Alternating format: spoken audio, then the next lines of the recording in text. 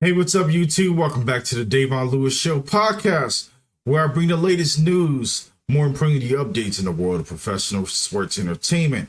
As for this channel, we always keep things all nitty gritty, everything's so saucy. Don't forget to smash the like button, subscribe, turn on the notification bell so you'll be up to speed when a new video drops. But we're going to do a SmackDown review for February 21st, 2025. Appreciate you guys coming through for this morning. As for SmackDown was live from the Smoothie King Center in New Orleans, Louisiana. As it all goes down right here on this channel, let's go ahead and get into it and talk about professional wrestling. Appreciate you guys.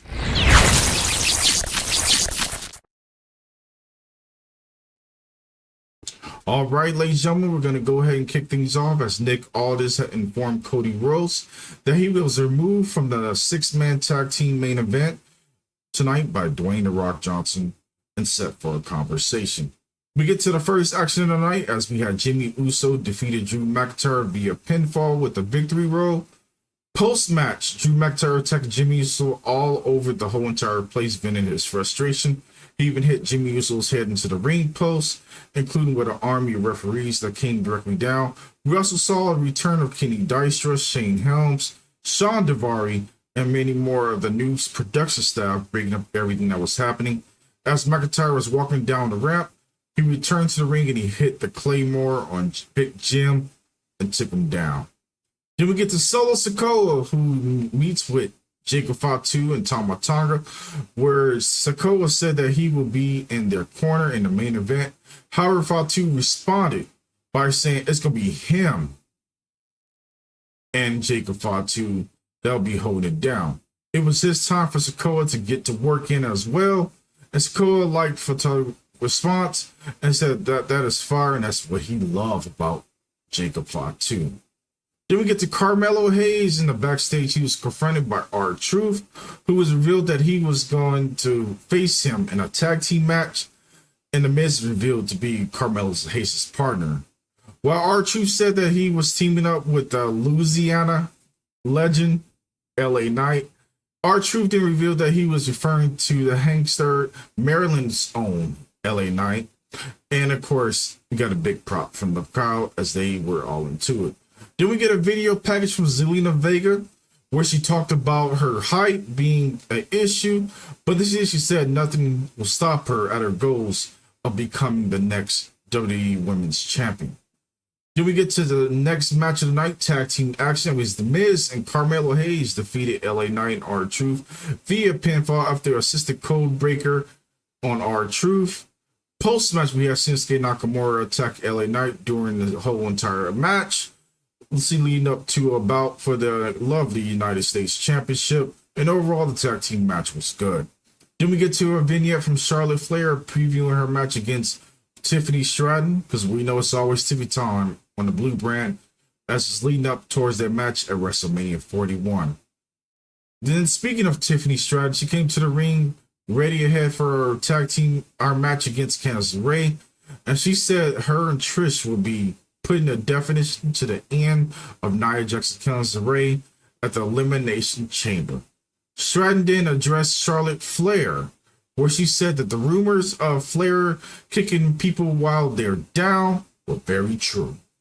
Vowed to defeat her at WrestleMania 41 to be on the top of the women's card, more importantly on top of WWE. Nia Jax and Candice LeRae made their fun of Trish Stratus and Tiffany Stratton and thinks that she could beat Nia Jax, please. Leading to Tiffany Stratton heading to a match with Candice LeRae. We get the match underway as Tiffany Stratton defeated Candice LeRae with the lovely, prettiest moonsault ever. More importantly, Charlotte Flair was watching on the broadcast booth as she watched the whole entire thing unfolded. Nia Jax and Candice LeRae put the beat down match after the match as Trish Stratus tries to make the save, but Nia Jax knocks her down and hits that annihilator on both of them, stacking them both up and then posing in front of Tiffany Stratton after everything had took place. Of course, Charlotte Flair had to look on and do her own strut as the queen is always watching.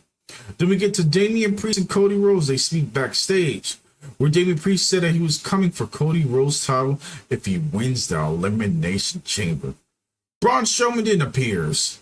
Strowman says where He said that he had Jacob Fatu dead to the rights, but Priest will beat him to the punch. Damian Priest and Strowman agreed to take down the Bloodline tonight through the course of the match, and overall, it was a good little promo. Then we get to Brian Saxton, who's interviewing Naomi and Bianca Belair, the tag team champions, where they vowed to get their revenge on Liv Morgan and Raquel Rodriguez on Monday Night Raw, where Naomi's specifically promising to make Liv pay and feel the pain tonight.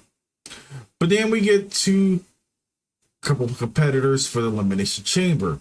We start off with Alexa Bliss, where she says she loved the Elimination Chamber and that she was the one in charge of the women's division at one point.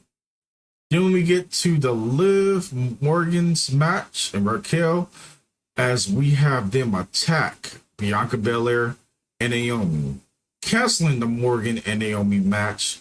More importantly, the referees came out to break the whole situation after the beatdown took place on the EST in the Glow, but we know the dramas continue to unfold. The GM had scolded Liv Morgan and Raquel Rodriguez for the attack. Of course, we end up having the Miss USA, the United States champion Chelsea Green and Piper Niven appeared. Green said that she wanted their spot at the Women's Elimination Chamber because if Belair and Naomi are injured, but Alda said they will still be cleared after some time away. And of course, Green had a little puff mouth, was upset about it. But Alda let Chelsea Green know that she got some stuff in store for her as she will be competing next week on SmackDown. Then we get to Dwayne "The Rock" Johnson. As we know how that goes, the final boss has been initiated.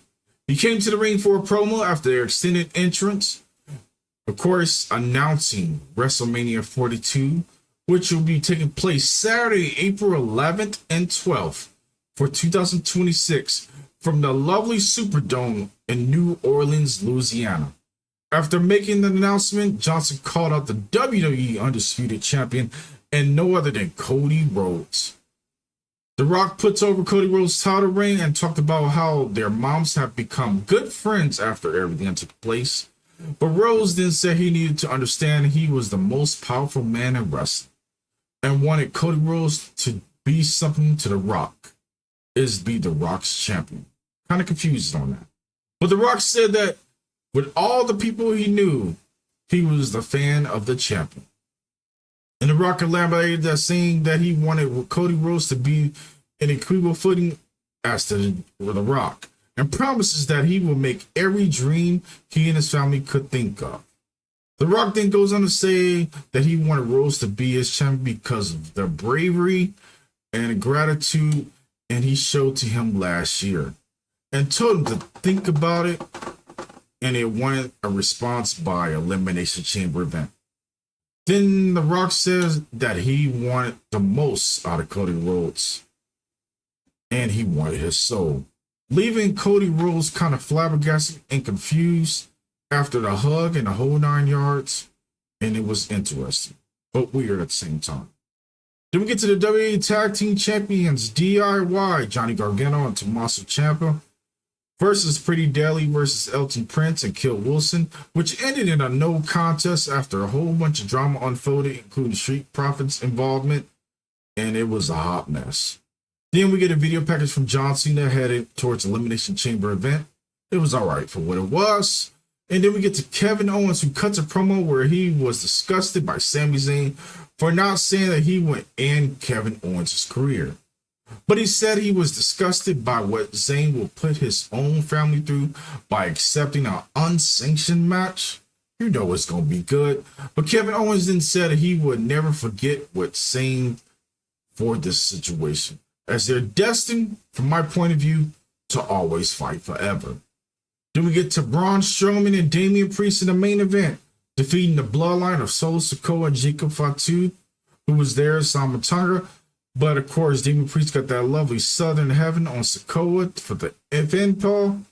And what more can you got out of it? You got a whole lot of it. But it was a great main event, and I enjoyed the course of it.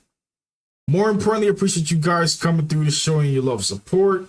Don't forget to slash the like button turn on that notification bell and hit that ring bell as well so you don't miss any updates when it comes to the next following video.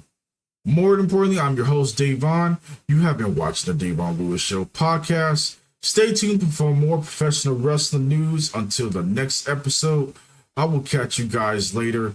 You guys have always been amazing. Until then, you guys be safe. Peace.